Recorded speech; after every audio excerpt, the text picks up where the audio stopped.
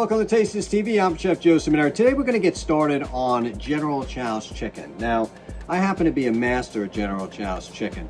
I've been making it. I actually started making General Tso's chicken by accident many years ago by forgetting about it in the fryer, and then noticed that the outside was so crispy, it became an excellent source of a nice sweet tangy dressing or some kind of sauce on top of it. And of course the heat is very easy to do. You could use everything from red pepper flakes to hot chili peppers or etc. But today I'm going to be using something special. This is a Makoto honey ginger dressing.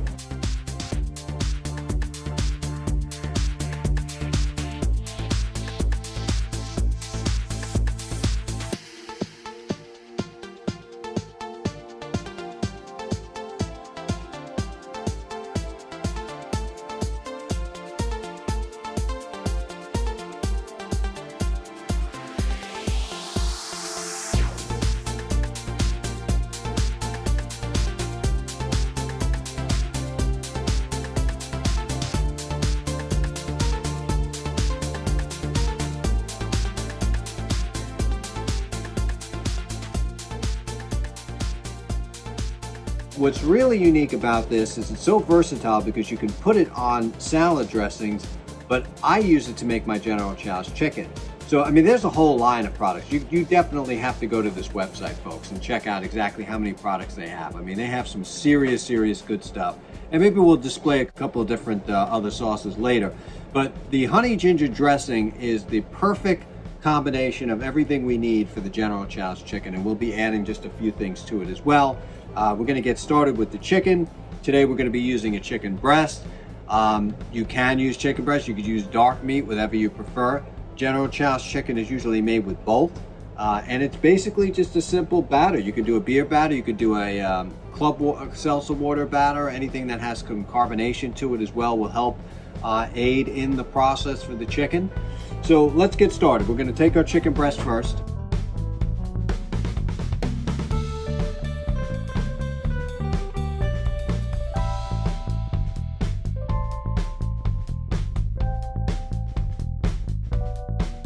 Chicken breast can be great for General Tso's chicken, but everything else is pretty simple on what we need. We have all-purpose flour, we have 1 egg, we have some baking soda. Baking soda is going to be an excellent source of this. Now you can also put in cornstarch. For this I'm not going to do it. Usually the cornstarch marinated with the chicken is the way to go to make it soft. We have some garlic powder, and then we have some Chinese 5 spice. And of course don't forget the black pepper.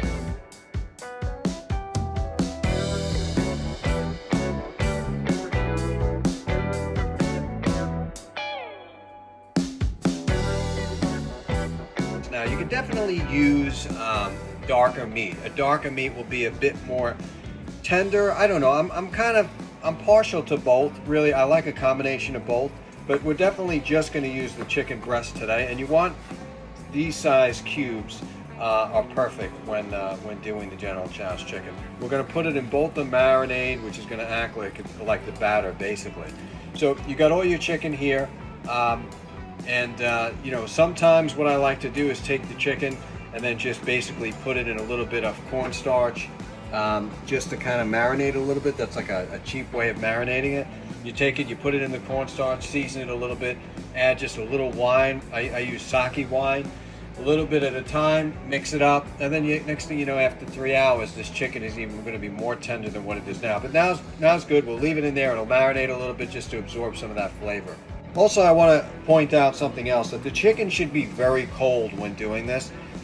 If it's at room temperature, I noticed that the batter does not stick to the chicken like it would. As you can see, like, we're almost frozen here. I actually put it in the freezer just for a couple of, you know, probably like an hour or so, just to make sure it got really firm, and that's what you want to do. You want this batter to stick to the chicken right away and then go directly into the hot oil, which we're going to put on the stove in just a moment here, and then we'll be able to get a really crisp, good coating on this chicken, which is really the secret ingredient besides the killer dressing that we're going to be using today from Makoto.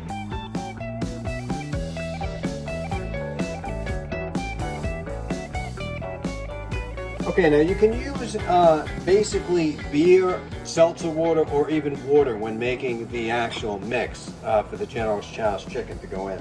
So right now we're going to start with some all-purpose flour.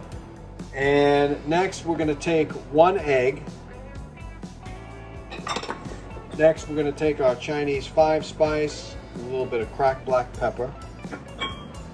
We're going to take some baking soda, right? This is a tablespoon. So far we've been a tablespoon on all the dry ingredients except the flour. The flour is going to be 2 cups.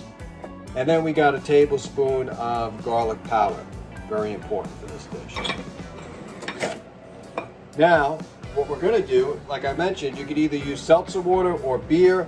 Today we're going to be using some beer, so we're going to pour about, I don't know, you got to kind of eyeball it. Right now that was a cup. So let's mix that up. And we want it the consistency of pancake. I watched a lot of people make this over the years, and it's very runny. I mean, if you want a really good breading on it, you have to go thick. We're going to add just a little bit more. So we're at about 1.25 cups. Wow, it smells good already. Now we're going to add our chicken into it. And there's no way around this. You got to get your hands dirty. And what we're going to do is we're definitely going to massage this chicken. And we're looking good. I love that. You see that coating? That's a coating that doesn't drip off the chicken. And that's exactly what we're looking for. What does the beer do? Well, the beer's got the carbonation in it, so you could have used seltzer water if you're worried about the alcohol and everything, even though it's going to be cooked off at this point because it's going to be fried. I believe it gives it a little bit more flavor, the beer, you know, nice ale to this.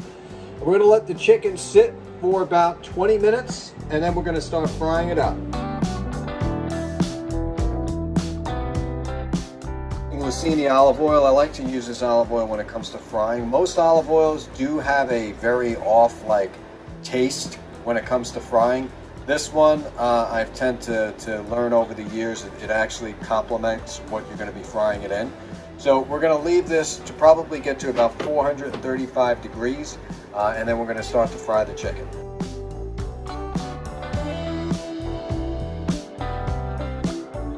Now we can test the oil by just putting one in there right now. You see how that comes up like that? We're perfect. All right, we're going to turn the oil up because right now we're going to be putting some more in. On the first one, I generally always like to move it around a bit like this, just so that when you drop it, it sort of pops up the top. See, I mean, if you really want to do this right, you can take the patience, and you can do it one at a time, but we're not going to go there. But all I want it to do is not stick, and you got to kind of be quick on this, because you don't want everything to cook before your other ones go in. They all want to have the same cooking time. I mean, the smell on this already, folks, is just outstanding. And I did tell you the story that, I was a young chef in this big catering hall many, many, many years ago. And I actually forgot this chicken. I was doing this chicken was something else. I think I was doing sesame chicken or something. I don't remember what I was doing. But I left it down in the fryer too long and pulled it back up. And I'm like, man, 40 pounds of chicken are going to have to go in the pan. And I made my own General Tso sauce. And I recovered it, and I'm telling everybody was bragging about it. They're like, man, how did you do that? So that was an accident. You do learn accidents in cooking. And you see that? See how it comes up? That has to do with the carbonation in the beer. That's why I'm getting such incredible looking brown coating. Look at that. That's just incredible coating. This chicken, you want to get it brown. I'm going to be taking the Makoto honey ginger dressing and using that as my sauce. This is looking good. We'll let this cook now just a little while.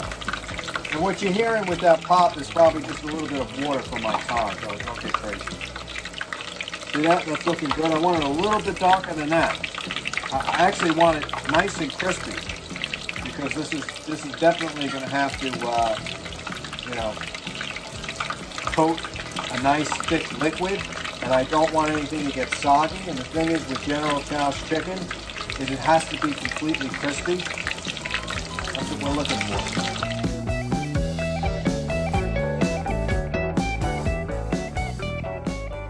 We're just about ready to go on these.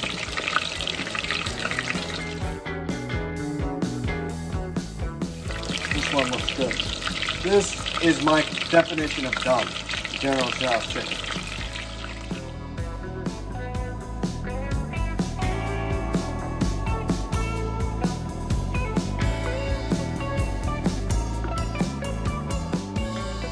Now with all good General Tso's comes broccoli, and that's what we need to do. We need to cut these broccoli crowns here with a paring knife. If they get too big, if you get to the point where you got a piece like this, you might want to just kind of cut it down the middle there, because what's going to happen is it's just not going to cook. I have a little bit of a different technique here. I saute my broccoli with garlic separately first. I don't like to dredge it in the sweet sauce. I mean, it's all right to dabble in it a little bit, but some people get crazy where they kind of just cook the whole thing in there, and it's not what I like to do. So we're going to take our broccoli and we're going to saute in the olive oil.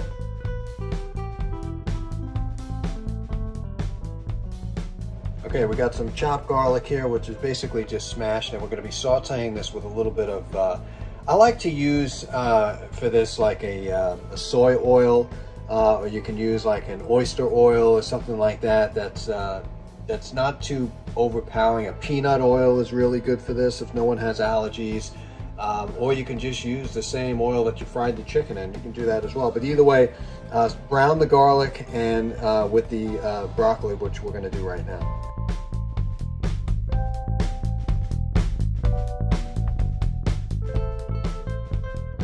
So we have our garlic here getting nice and brown, and then we're going to add our broccoli to it.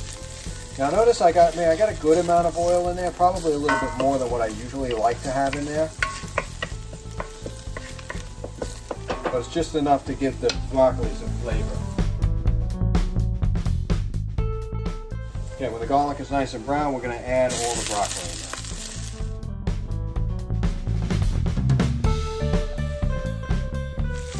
Now you got to get some flavor and color on this broccoli. So don't deglaze it with any water yet, but we are going to hit this with about a cup of water and then steam it the rest of the way. But see how like we're getting a little brown spots on it? That's exactly what you want. That's all flavor. And we're going to get the residual sugars and the flavor from the garlic right off the bottom of the pan there by deglazing. You could use some wine too. If you had some red wine, you could totally use that, but we're going to hit it with the water.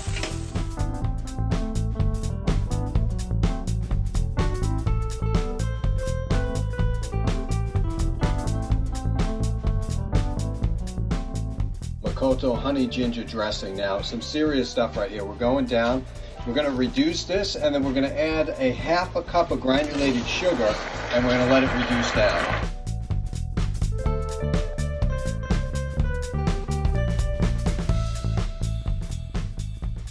We're going to add our chicken in there.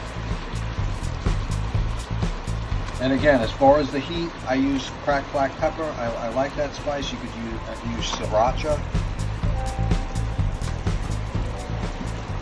And the key with this is just to get it coated once and take it out. You know, this chicken's fully cooked, so we don't want the breading to come off of it. So be very careful when you're tossing it around. Shaking it back and forth is kind of what you want. And let it off to the side.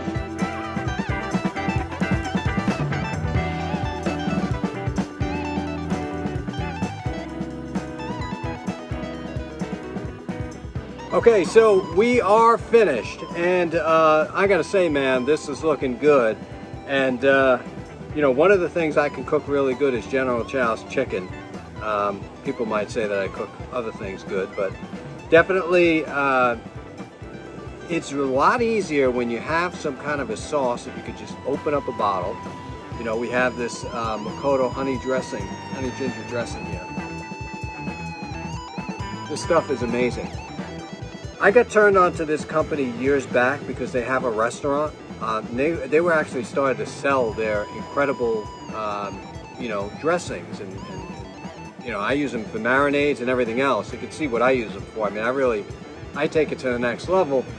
What attracts it to me is that on the back of the label, you know, there's celery, carrots, and ginger and everything else in there. There's real tomatoes. You know, there's real vegetables in this stuff.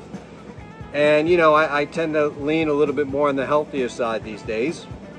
So it saves me a lot of time too, because basically what I'm doing is just opening up the cap, reducing it down. The flavor's already there. I might add a little bit of sugar here just to tweak it a little bit to the application, but for the most part, the stuff is on point. There's no doubt about it, and everything I've tried are on point. We're going to do a lot of stuff with Makoto Dressings and stuff like that. I mean, there's a full line of stuff that we're going to feature, but let's try this out.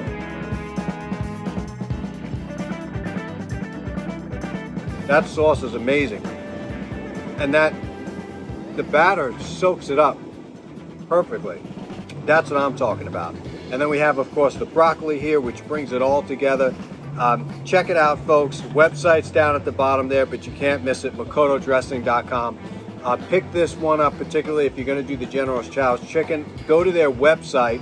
Thank you for watching this fun-filled episode of Taste This TV. I'm your host, Chef Joe Ciminera. There are no rules in cooking. General Tso's chicken, Makoto Dressing coming at you today. Taste this.